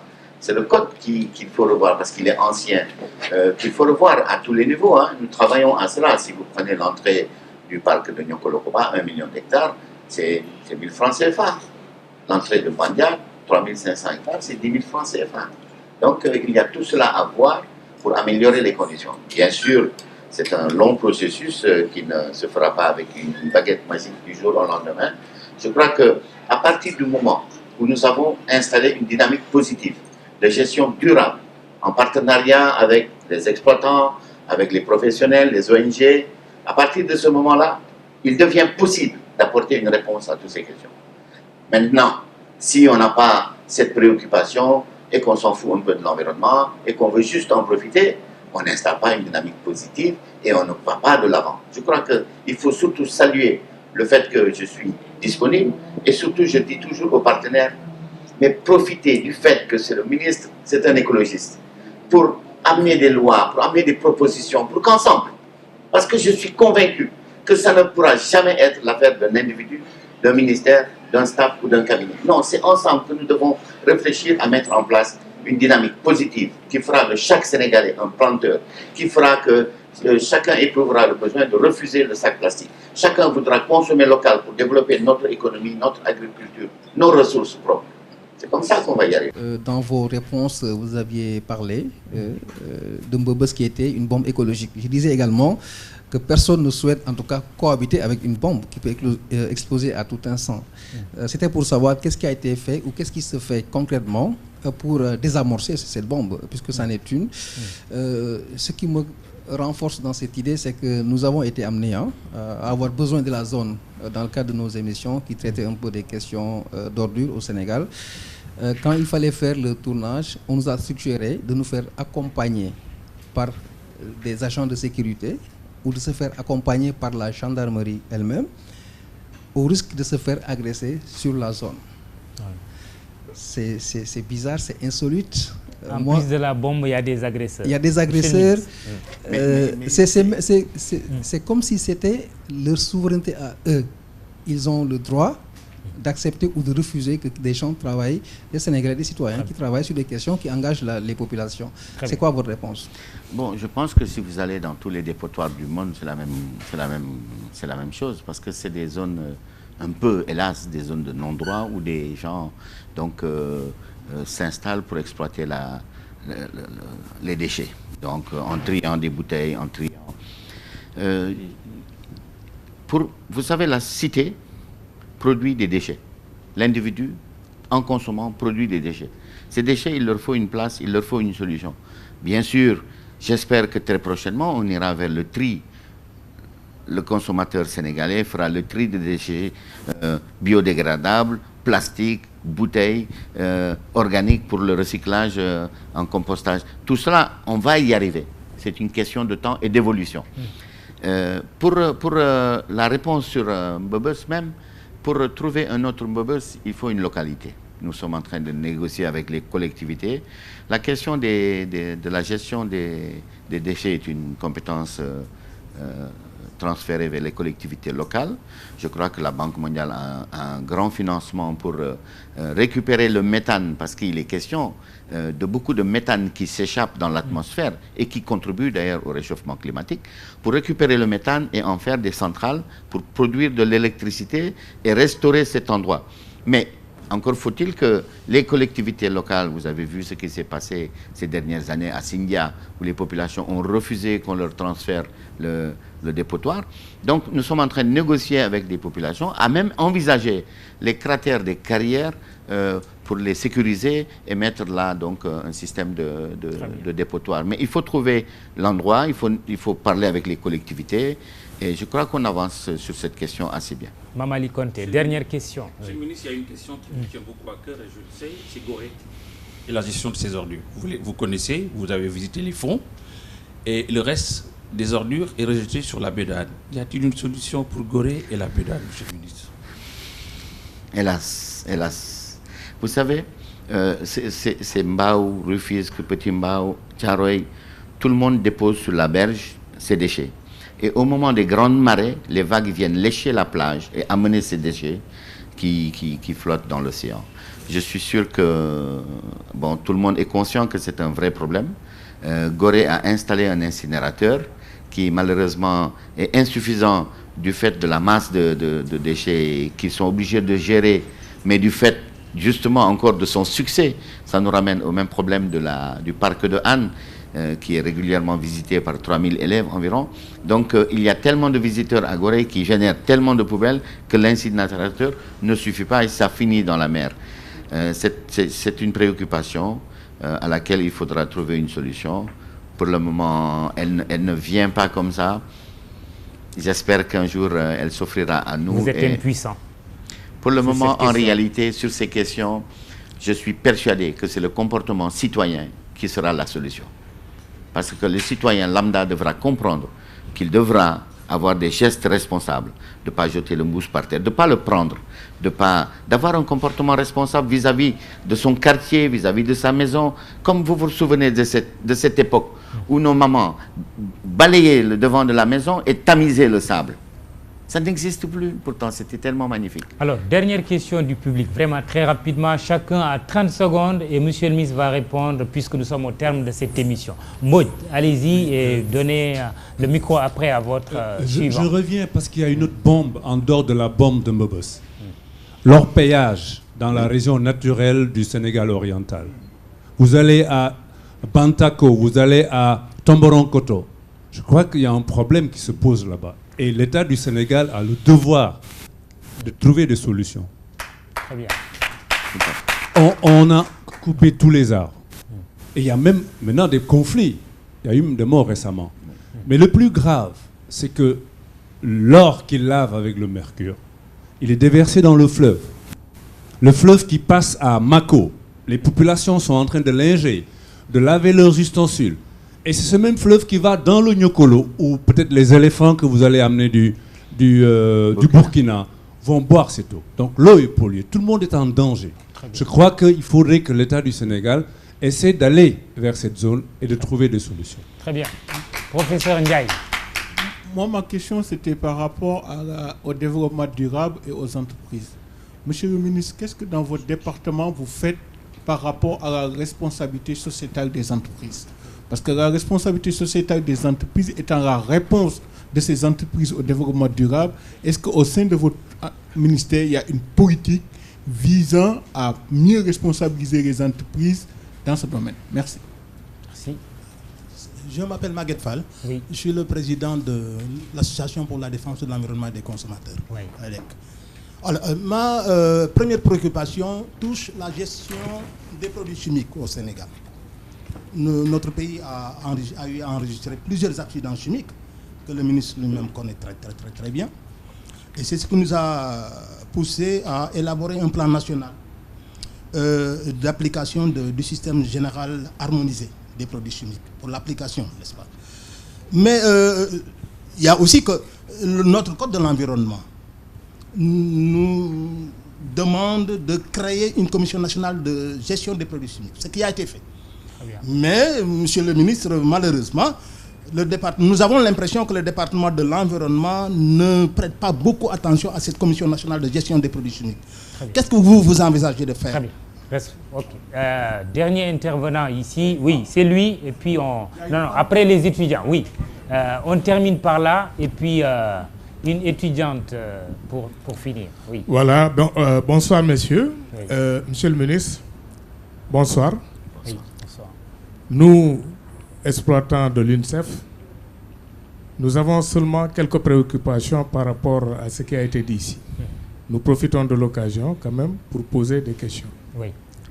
Voilà, depuis qu'il y a eu des problèmes, monsieur le ministre ne nous a pas reçus, on n'a pas discuté des problèmes de l'exploitation avec lui. Je ne dirais pas que c'est l'occasion, mais j'en profite quand même. Oui. Ensuite, je vais rajouter par rapport à ce qu'il a dit sur la quantité excessive qui a été transportée par rapport aux quotas prévus.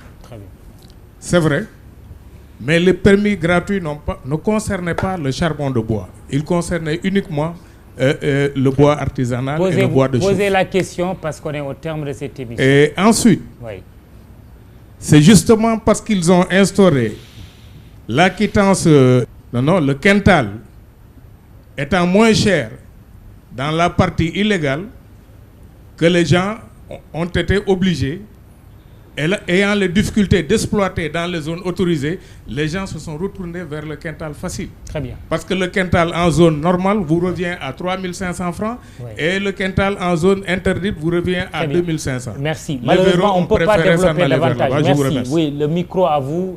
Oui, là, c'est le tout dernier à intervenir ici.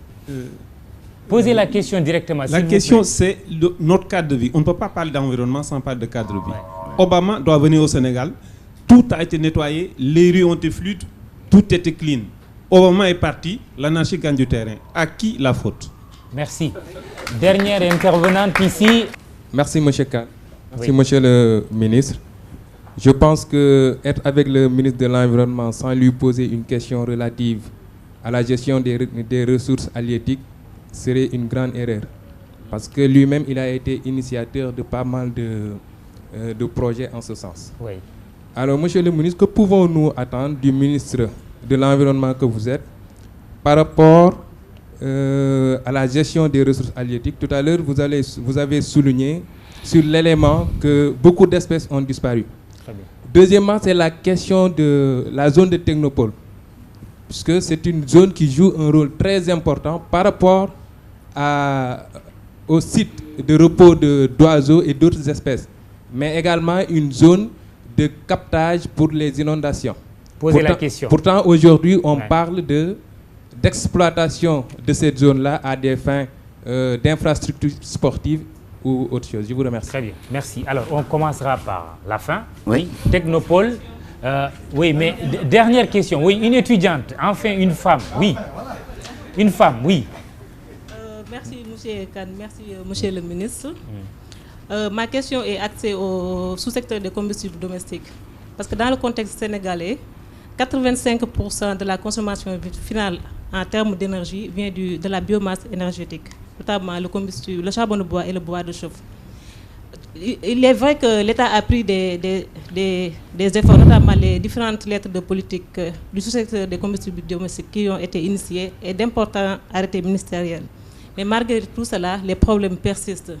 Maintenant, je voudrais savoir quelle est la stratégie globale du ministère de l'Environnement et du Développement durable pour permettre aux populations de satisfaire leurs besoins énergétiques tout en préservant la forêt. Merci. Merci. Bravo. Monsieur le ministre. Merci. Je commencerai par la fin et saluer la pertinence de la question parce que cet après-midi, j'ai tenu une réunion avec des Norvégiens qui avaient inventé un fourneau. Je crois que vous connaissez aussi tous le fourneau. Vous avez 3 minutes pour répondre à toutes ces questions. De M. Gay. Et ces deux fourneaux utilisent des pellets. Les pellets sont fabriqués à partir du TIFA qui nous envahit. Le TIFA étant une ressource disponible et les pellets peuvent être fabriqués aussi à partir des résidus du bois des exploitants ou de résidus du bois de scierie ou même de paille de riz ou même d'herbe. Donc je salue aussi le monsieur qui a posé la question sur Technopole. Je suis sûr que ça doit être un militant de NCD parce qu'ils sont très présents sur le Technopole. Ils font des décomptes d'oiseaux. Et nous avons un projet avec les zones humides. Nous avons un projet de faire de cet endroit un espace de vie pour la banlieue. C'est vrai qu'il y a un projet d'arène nationale et qui, à mon sens, va aller plus vers, en tout cas, nous travaillons à cela, vers Diamniadio que vers le Technopole. Donc, il n'y aura plus d'arène nationale sur le Technopole. Nous travaillons à le déplacer. Je ne suis pas le président. Très bien. Il a la souveraineté de ses décisions. Très bien. J'espère que les lutteurs avec le coup de poing ne vont pas venir. Oui. Sur les ressources halieutiques, nous travaillons avec le ministère, mon collègue Pape Diouf, parce que nous avons 5 priorités. Éradiquer la pêche à l'explosif et en bouteille. Nous faisons des descentes régulièrement avec le DSPS, donc Direction de la protection et de la surveillance de la pêche, et l'unité d'urgence environnementale. Nous avons des résultats. Nous voulons éradiquer aussi le monofilament en nylon qui est interdit par le code de la pêche mais qui est utilisé. Nous voulons amener les pêcheurs en discutant avec eux et en leur donnant d'ailleurs, c'est une nouveauté, les pêcheurs vont avoir des quotas d'exploitation de bois parce que les pirogues sont fabriquées à partir du bois. Nous travaillons aussi avec eux pour la sensibilisation, l'éducation, parce que il est anormal que des espèces de poissons dans leur période de ponte, comme le sémium, continuent à être pêchés. Je trouve que ce n'est pas une gestion durable. Je suis entièrement d'accord avec vous que dans le cadre de vie, nous avons des soucis qu'il nous faut améliorer, mais je crois que tout le monde est unanime pour dire que la mairie de Dakar est en train de paver les rues pour diminuer le taux de sable dans les déchets. Avec elle, nous avons mis à disposition 9000 cocotiers, et je rappelle que nous avons 90 000 cocotiers qui vont être distribués, et notamment le lancement, c'est le 4 août dans la ville de Fatick, où nous allons planter dans toute l'allée d'entrée, de sortie et de la gouvernance. Donc je pense que nous allons y arriver, il faut laisser autant. L'exploitation de l'UNICEF, je salue sa question. Maintenant, malheureusement, je suis sûr qu'il me reste 2 minutes, mais le quintal moins cher, c'était du fait aussi de ce gré à gré qui pouvait se faire à 1000 francs. Aujourd'hui, le gré à gré dans ces zones interdites est amené à 2500 et on ne vend plus à l'exploitant qui a commis l'infraction la ressource, mais on la vend à un autre. Et la ressource bois est vendue en vente aux enchères publiques. Et c'est la première fois aussi dans notre histoire.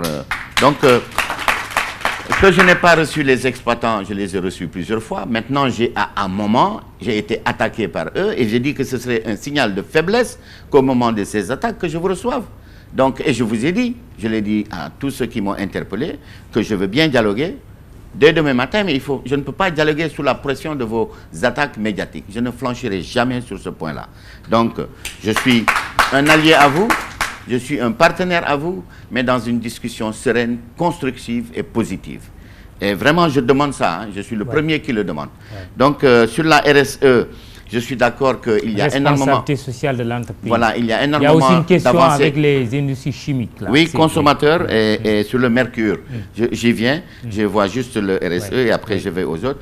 Donc la responsabilité sociétale de l'entreprise, elle est en train de se construire. Il y a beaucoup d'entreprises qui sont conscients et qui veulent faire quelque chose et nous travaillons avec eux.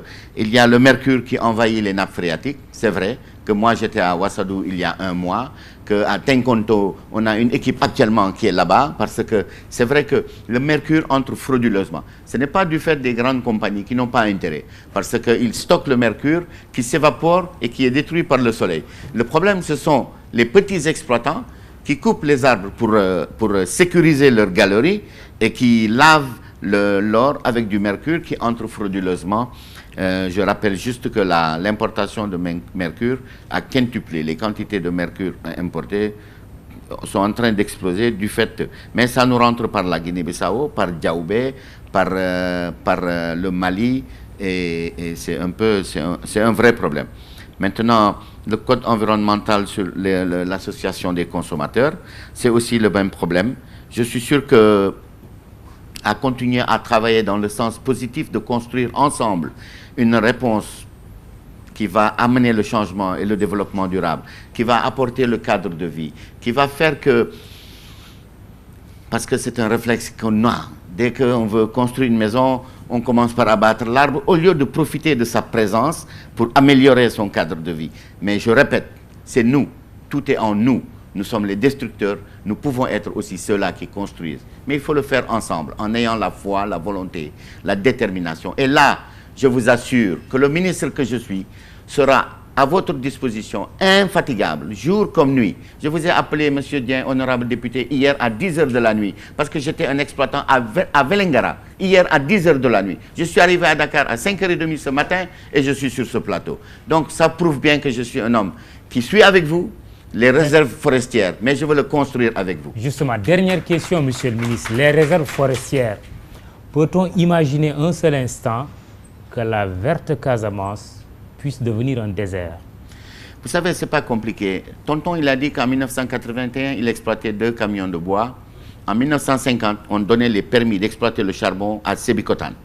En 1950. Aujourd'hui, on a dépassé toute la forêt de Fatick, de Diakhao, de Kaffrine, de Tambacounda. Aujourd'hui, on délivre les permis d'exploiter dans le Sédhiou et le Kolda. Le Sédhiou est à 15 km de notre frontière avec la Guinée. Donc, il nous faut améliorer les conditions. Le charbon, certes, est une ressource, mais pour moi, ce n'est pas la solution. Nous allons améliorer avec vous l'économie de la forêt pour que vous trouviez des ressources encore plus nobles et plus durables qui vous permettront de gagner plus d'argent qu'en exploitant la forêt comme ça. Voilà, les affaires de la cité, votre émission mensuelle, était ce soir militante d'un Sénégal vert. Nous avons reçu le ministre Haïdar Ali, ministre de l'Environnement et du Développement durable. Merci à ce sympathique public. Merci à mes confrères Mamali Konté et Papi Diaw. Bonsoir.